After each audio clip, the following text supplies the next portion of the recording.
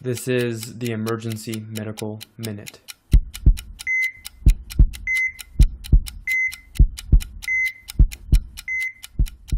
Ooh, excellent. Welcome to your Medical Minute. All right, so we have a case of a patient with suspected severe man cold. And this is based on real-life circumstances of the friend of someone here in the staff. So we had a 27-year-old male, cough, sore throat, fevers, myalgia, subjective fevers. Don't know. I had a fever at home. I felt hot when I touched myself. That was the temperature when you asked them what it was. A little bit tachycardic in the 110s, given IV fluids in the ER. Had to go to the ER for this, of course. Had normal labs and a flu test that was positive and a negative chest x-ray. So how are you going to treat this patient?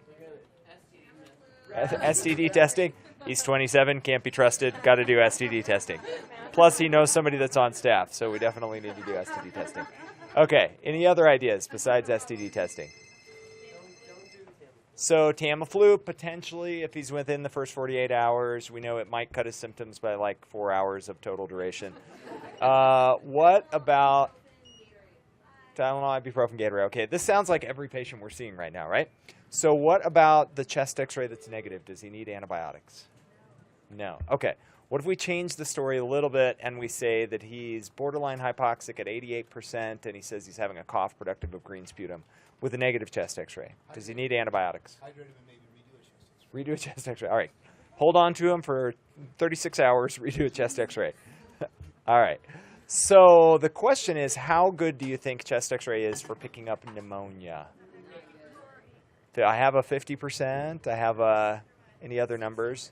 60%. So I was thinking about this same question because we see tons of these patients right now and wondering how good is our chest x-ray? Does everybody need a chest CT? So I'm going to refer to a study. I'll say the whole name. You guys don't care about the name, but the listeners to the podcast might care. High discordance of chest x-ray and CT for detection of pulmonary opacities in ED patients, implications for diagnosing pneumonia, American Journal of Emergency Medicine, 2013. All right.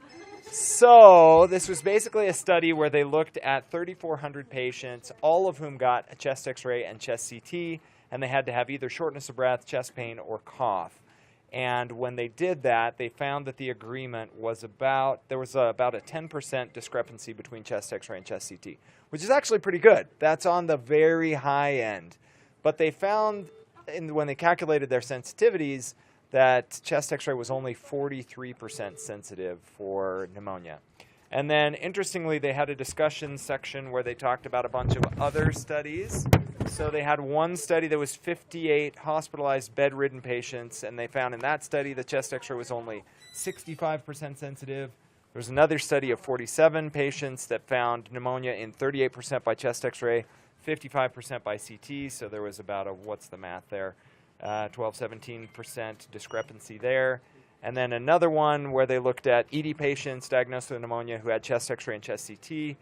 And that was, let me see, can't find the number on that one.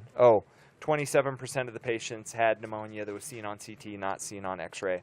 And then lastly, they looked at a study of 188 patients with neutropenic fever and a normal chest x-ray, and 60% of those had pneumonia. So basically, we're talking at best maybe 88, 89% sensitive, and at worst like 40% sensitive on chest x-ray.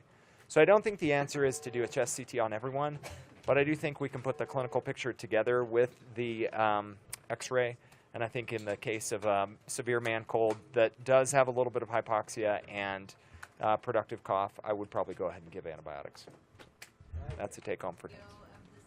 Emergency Medical Minute is and always will be about free medical education. Medicine's most prolific podcast is successful because of our supporters, donors, and of course, our listeners.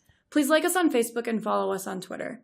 And if you support spreading free medical education, please donate at our website, emergencymedicalminute.com. As always, keep listening.